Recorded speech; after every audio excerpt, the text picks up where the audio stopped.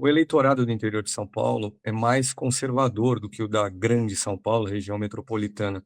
Gostaria de saber do senhor que tipo de argumento o senhor usará na campanha para poder convencer esse eleitor a votar no senhor.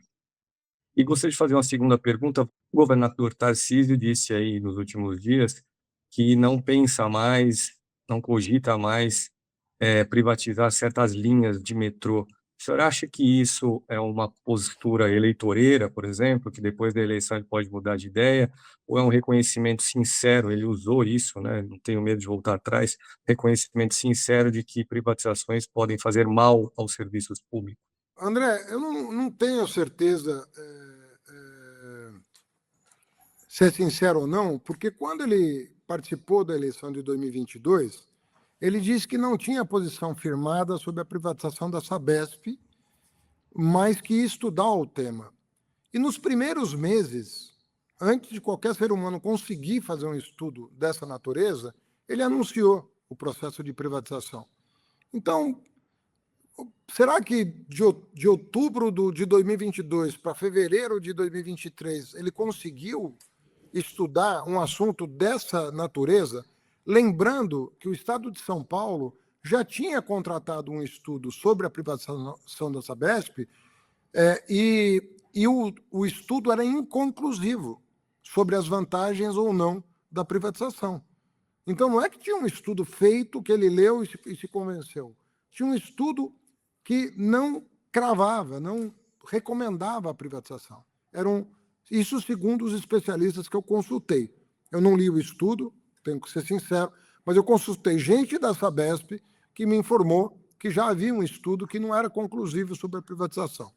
E ele, né, logo no começo do governo, já passou a Sabesp nos cobres.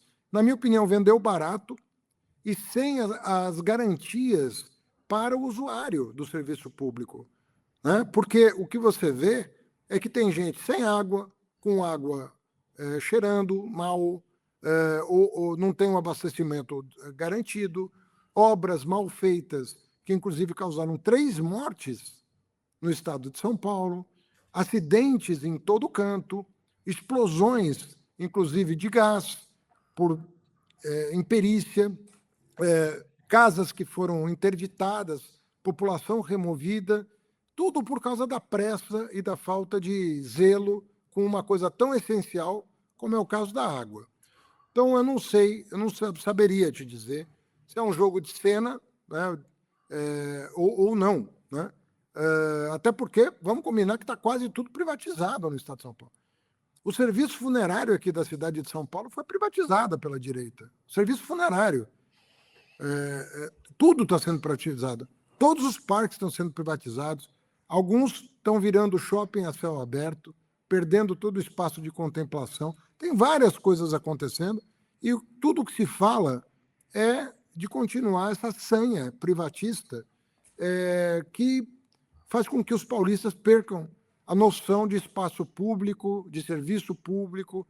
Até aí, já entrando na primeira pergunta, o agro está sentindo na pele isso, porque hoje o agro tem que pagar pela segurança do transporte da mercadoria que é produzida no interior. Nós estamos, inadvertidamente, começando a criar milícias no interior de São Paulo, que são empresas que estão vendendo serviços de segurança, porque o Estado não está fazendo a segurança, e trazendo um risco enorme para o começo de operações milicianas, como o bolsonarismo fez no Rio de Janeiro. Veja o Rio de Janeiro o que aconteceu. Olha o que nós estamos encomendando. Né? O Rio de Janeiro está todo mundo preso.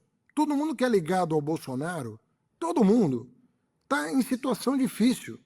O Witzel, que teve que sair do governo, o Cláudio Castro, que assumiu, essa turma que foi presa aqui, era o candidato a senador do Flávio Bolsonaro, cujo suplente era a mãe do Flávio Bolsonaro, acabou de ser alvo de uma operação da Polícia Federal. Toda aquela operação de milícias no Rio de Janeiro, a gente fala muito de rachadinha, mas esse não é o crime mais grave que foi cometido. Né? Todo roubo de dinheiro público é grave, mas a hora que você envolve a vida das pessoas, a segurança das pessoas, como é o caso de envolvimento com milícia, você está falando de outra coisa.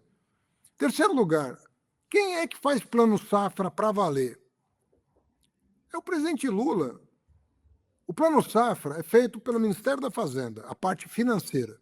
Nós batemos um recorde atrás do outro. A produção cresceu todos os anos do atual governo, porque os planos safra são recordes. Quem abriu os mercados, os 500 mercados para produtos primários brasileiros no mundo? Foi a diplomacia do presidente Lula. Toda viagem ele abria mercados para produtos brasileiros. Ou seja, o agro cresce com o presidente Lula. Essa é a verdade. A produção de alimentos, a produção de commodities, cresce com o presidente Lula, que nunca se importou com simpatia ou antipatia de setores econômicos.